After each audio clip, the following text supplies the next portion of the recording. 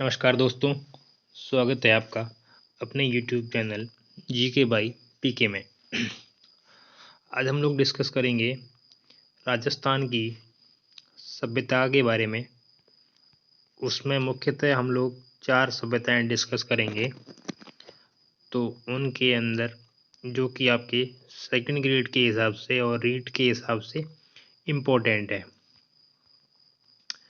तो ये आपके आरपीएससी की साइट से सेकंड ग्रेड का जो फर्स्ट पेपर है उसमें से मैंने लिया है कि आपके सिलेबस में कौन कौन सी राजस्थान के पुरातात्विक स्थल है। तो पहला आपके है कालीबंगा, दूसरा आहड़, तीसरा गणेश्वर और चौथा बैराट। ये सेम मैंने किया है आपके रीट वालों के लिए। ये आपके रीट का सिलेबस है, उसका इतिहास और संस्कृति वाला हिस्सा है। उसमें आपके प्राचीन सभ्यताओं में से टॉपिक है कालीबंगा, आहड़, गणेश्वर, बालाथल और बैराट। ठीक है, तो शुरू करते हैं फटाफट बिना टाइम वेस्ट किए हुए। पहला टॉपिक, क्योंकि सेकंड ग्रेड वालों के एग्ज़ाम जस्ट नज़दीक है। तो हमारा पहली है सभ्यता कालीबंगा, जो कि इसमें हनुमानगढ़ ज़िले में है। इसमें बंगा का अर्थ पहले देख लेते हैं आप। बंगा का अर्थ होता है पंजाबी भाषा के अंदर चूड़ियाँ। यहाँ से काले रंग की चूड़ियाँ मिली थी, इसलिए इस जगह का नाम पड़ गया कालीबंगा। ठीक है, कौन से ज़िले में है? हनुमानगढ़ के अंदर। अब जब हनुमानगढ़ आया है तो आप इसके अलावा और देख लेते हैं कि हनुमानगढ़ में और कौन कौन सी प्राचीन सभ्यताओं के स्थल है। एक आपके कालीबंगा हो गया, दूसरा आपके पीलीबंगा सॉरी, ये पीली ऐसे लिखते हैं, पीलीबंगा। अगला आपके है रंग महल। तो हनुमानगढ़ ज़िले में आपके प्राचीन सभ्यताओं के 3 स्थल है, कालीबंगा, पीलीबंगा और रंग महल। ठीक है, नेक्स्ट देखते हैं इसकी टाइम पीरियड। कालीबंगा सभ्यता का टाइम पीरियड है 2350 ईस्वी पूर्व से 1750 ईस्वी पूर्व। ठीक है, आगे हैं आपके दशरथ शर्मा के अनुसार इसको सिंधु घाटी सभ्यता की तीसरी राजधानी कहा जाता है। ये क्वेश्चन पहले आ चुका है। क्वेश्चन कुछ यूं था कि निम्नांकित में से किस इतिहासवेत्ता ने कालीबंगा को सिंधु घाटी सभ्यता की तीसरी राजधानी बताया है? तो उसका आंसर होगा आपके दशरथ शर्मा। दशरथ शर्मा ने बताया कि सिंधु घाटी सभ्यता की तीसरी राजधानी कालीबंगा है। ठीक है, ये जो आपके ओल्ड क्वेश्चन है ना, वो मैं आपको नेक्स्ट वीडियो में सारे दे दूंगा इस टॉपिक के, ताकि आपको इस टॉपिक के लिए, ये जो 4 सभ्यताओं के लिए सेकंड ग्रेड वालों को कहीं और से पढ़ने की ज़रूरत नहीं पड़ेगी। वो ओल्ड जो क्वेश्चन डालूंगा अगले वीडियो में वो कर लेना, और ये वीडियो जिसमें कि आपकी 4 सभ्यताएं हैं ये आप कर लेना। इसके अलावा आपको कहीं कुछ देखने की ज़रूरत नहीं है। तो नेक्स्ट देखते हैं आपके कि कालीबंगा का को प्रकाश में लाने का श्रेय किसको है? तो वो आपके है A.N. घोष, अमलानंद घोष को है। इनके उत्खननकर्ता कौन है? वो आपके है V.V. लाल यानी कि ब्रिजवासी लाल, B.V. लाल यानी ब्रिजवासी। नेक्स्ट आपके है B.K. थापर यानी कि बालकृष्ण। तो 3 आदमी हैं आपके, A.N. घोष यानी कि अमलानंद घोष, B.K. लाल, सॉरी B.K. थापर और B.V. लाल। ठीक है, इसकी एक ट्रिक है जो मैंने याद की है, वो ये है कि जो राजस्थान में जो अफीम होता है ना, इसको अपन मारवाड़ी के अंदर अमल बोलते हैं, वो होता है काला। तो ट्रिक कुछ यूँ है, काला अमल खा करके, ये काला अमल यानी कालीबंगा, काला अमल खा करके अमलानंद घोष, काला अमल खा करके एक आदमी घर आया, उसकी बीवी लाल पीली हो गई, लाल हो गई और उसने उसको थप्पड़ मार दिया। ठीक है, ट्रिक ये थी कि काला अमल खा करके एक आदमी घर आया, उसकी बीवी लाल हो गई और उसने उसको थप्पड़ मार दिया।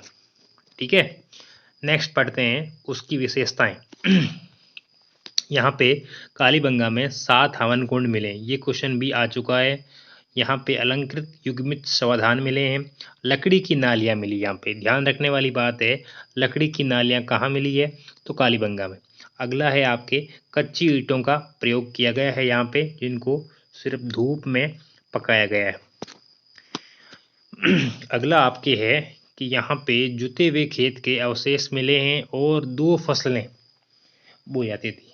2 फसलों में एक तो आपके हैं सरसों और दूसरा आपके है चना। तो कालीबंगा से जुते हुए खेत के अवशेष मिले। एक एग्जाम में ये भी क्वेश्चन आया है कि जुते हुए खेत के अवशेष कौन सी दिशा में मिले हैं, तो वो आपकी दिशा है दक्षिण पूर्व की। पूछने को तो आरपीएससी कुछ भी पूछ सकती है, तो याद रख लेना कि जुते हुए खेत के अवशेष कालीबंगा में किस दिशा से मिले हैं, तो वो है दक्षिण पूर्व से। अगला यहाँ पे आपको सर्वप्रथम भूकंप के साक्ष्य मिले हैं। यहाँ की सड़कें जो है आपकी समानांतर यानी कि 90 डिग्री पर काटती है। अगला है आपके दोहरी सुरक्षात्मक दीवार यहाँ पे है। ये क्वेश्चन भी आ चुका है आपके महिला सुपरवाइजर में कि किस सभ्यता में जो दोहरी सुरक्षात्मक दीवार बनी हुई। अगला आपके है मातृसत्तात्मक समाज है। इसका मतलब ये होता है कि समाज जैसे आज का समाज है ना पितृसत्तात्मक, तो उस समय का समाज था मातृसत्तात्मक। ठीक है, आगे आपके है सिंधु घाटी सभ्यता की दीनहीन बस्ती भी कहा जाता है किसे, कालीबंगा को। तो ये आपकी हो गई कालीबंगा।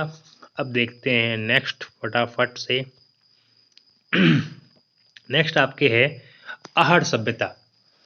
तो आहड़ जो कि आपके उदयपुर के अंदर है।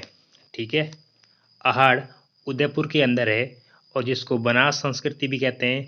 ताम्रवती नगरी, ये ताम्र गलत लिखा है, ताम्र ऐसे लिखते हैं, ताम्रवती नगरी, इसको ताम्रवती नगरी भी कहते हैं। और यह ग्रामीण संस्कृति है, ध्यान देने वाली बात है, ये ग्रामीण संस्कृति है। आगे है आपके आहड़ को अघाटपुर भी कहते हैं, धूलकोट भी बोलते हैं। ये आहड़ आपके वही है जो अलहट, जो मेवाड़ के राजा थे ना, जिन्होंने आहड़ को अपनी राजधानी बनाया था। और ये अलहट वही है जिन्होंने मेवाड़ के अंदर नौकरशाही की स्थापना की थी।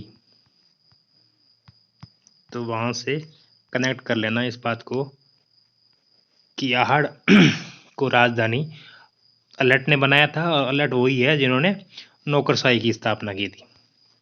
तो आगे हैं आपके, इसको धूलकोट भी कहते हैं। और इसके अब देख लेते हैं उत्खननकर्ता आहड़ के। तो 1953 के अंदर अक्षय कीर्ति व्यास ने और 1956 के अंदर RC अग्रवाल यानी कि रतन चंद्र अग्रवाल और 1961 में HD सांकलिया। एक शायद इनके यहाँ पे और है, उनका नाम है VN मिश्र, ये आप इसमें ऐड कर लेना। VN मिश्र भी यहाँ के उत्खननकर्ताओं में शामिल है। तो इसकी जो ट्रिक है वो मैं आपको बता देता हूँ। इसकी ट्रिक ये है कि कीर्ति अपनी इस बात पर अड़ गई, कीर्ति अपनी इस बात पर अड़ गई कि जब तक घर में HD TV नहीं आएगा तब तक RC यानी कि रोटी और चपाती नहीं बनेगी। ठीक है, ट्रिक क्या दी, ट्रिक ये है कि कीर्ति अपनी इस बात पर अड़ गई कि जब तक घर में HD TV नहीं आएगा तब तक रोटी चपाती रतन चंद्र नहीं बनेगी।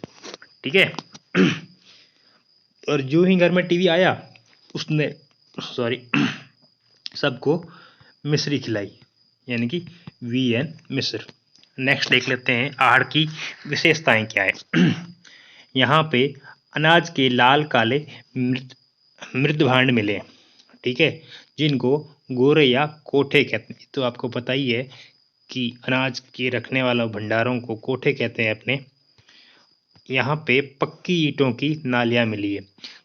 काली, याद रखना, कालीबंगा में हमने पढ़ा था कि वहाँ पे लकड़ी की नालियाँ मिली है और यहाँ पे आपको पक्की ईंटों की नालियाँ मिली है। आगे है आपके यहाँ पे आपको बनासियन बुल मिला है। बनासियन बुल यानी कि आपके जो टेराकोटा का बना होता एक चीज़ मिली, एक बनासियन वृषभ मिला है, उसको कहते हैं। बैल की मृण मूर्ति मिली है, वो टेराकोटा की बनी हुई है, ठीक है। अगला है आपके यहाँ पे जो शव आभूषण सहित गाड़े हुए मिले हैं, ठीक है। नेक्स्ट आपकी विशेषताएं हैं कि यहाँ पे 6 चूल्हे मिले हैं, 8 स्तर की बस्तियां मिली है और यहाँ के लोग कृषि से परिचित थे और चावल से भी परिचित थे, ठीक है। याद रखने वाली बात है कि यहाँ 6 चूल्हे मिले, 8 स्तर की बस्तियां मिली है, कृषि से परिचित ये लोग थे, उसमें भी चावल से भी परिचित थे। और यहाँ पे जो 6 यूनानी सिक्के मिले आपको, याद रखने वाली बात है, 6 यूनानी सिक्के मिले हैं, जिनमें से एक सिक्के पर अपोलो की मूर्ति है, सूर्यदेव की, और दूसरी तरफ आपके त्रिशूल है, ठीक है। ये ध्यान रखने वाली बात है। और आपके यहाँ पे तांबा और लोहा के बहुत सारे उपकरण तो मिले ही है। ये आपके हो गया आहड़ पूरा। अगली देखते हैं फटाफट से, ये आपके गणेश्वर सभ्यता। ये आपके सीकर जिले के अंदर है, कांतली नदी के किनारे। नीम का थाना एक जगह है सीकर के अंदर, वहाँ पे नीम का थाना आप में से बहुत लोगों को पता भी होगा। तो कांतली नदी, नीम का थाना, सीकर, और इसको भारत की ताम्र युगीन सभ्यताओं की जननी कहते हैं। ध्यान रखना, आहड़ भारत की आहड़ को ताम्र युगीन नगरी कहते हैं और जबकि गणेश्वर को ताम्र युगीन सभ्यताओं की जननी कहते हैं। याद रख लेना, ये इसमें कंफ्यूज नहीं होना है। आगे है यहाँ पे आपको 99% तांबा मिला है और 2800 BC इसका टाइम पीरियड है, ईसा पूर्व का। और यहाँ से आपको ताम्र युगीन में सबसे प्राचीन सभ्यता ये है, तभी तो इसको जननी बोला गया है। तो इसके उत्खननकर्ता आपके हैं RC अग्रवाल, रतन चंद्र अग्रवाल, विजय कुमार, 2 आदमी है। इसकी भी ट्रिक आपके ये है कि गणेश के आशीर्वाद से, ये गणेश के आशीर्वाद से RC यानी कि गणेश के आशीर्वाद से रतन चंद्र को हमेशा विजय मिलती आई है, ठीक है। आगे बढ़ते हैं।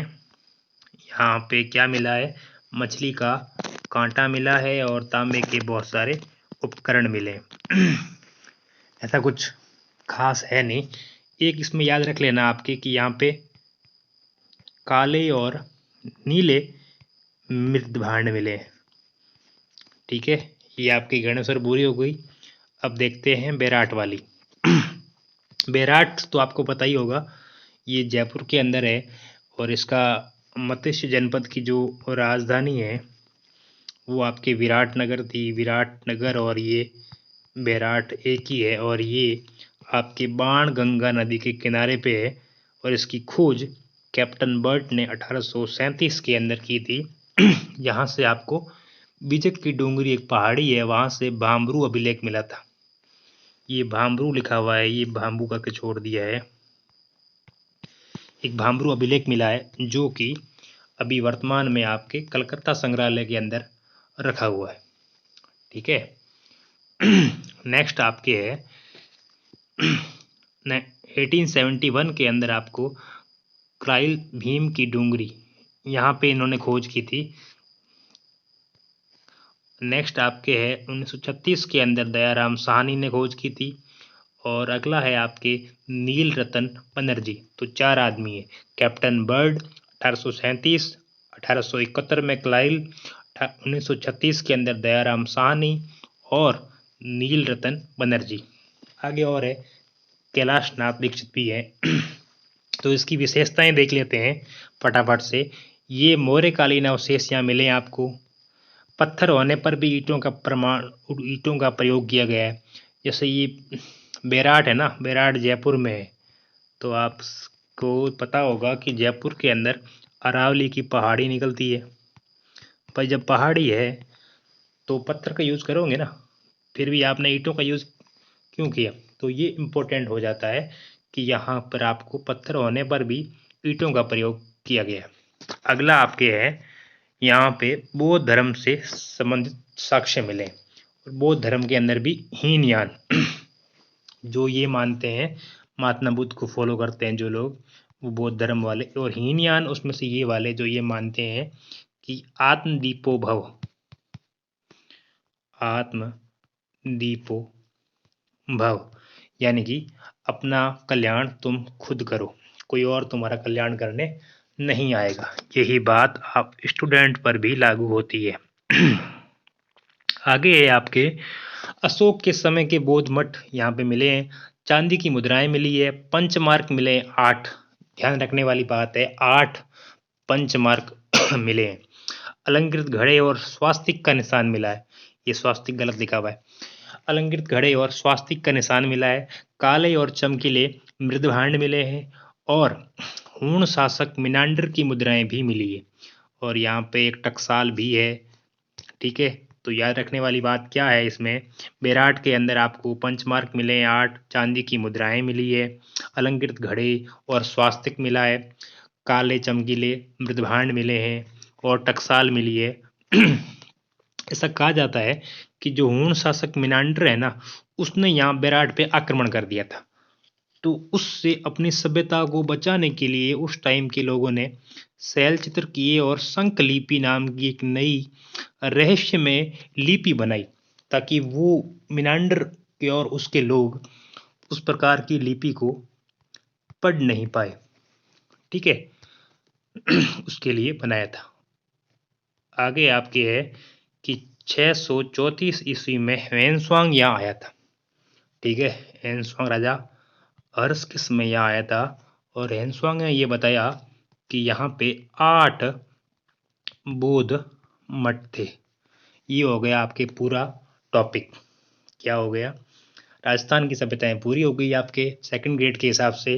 आपको चैनल अच्छा लगा हो तो लाइक, शेयर और सब्सक्राइब कीजिएगा।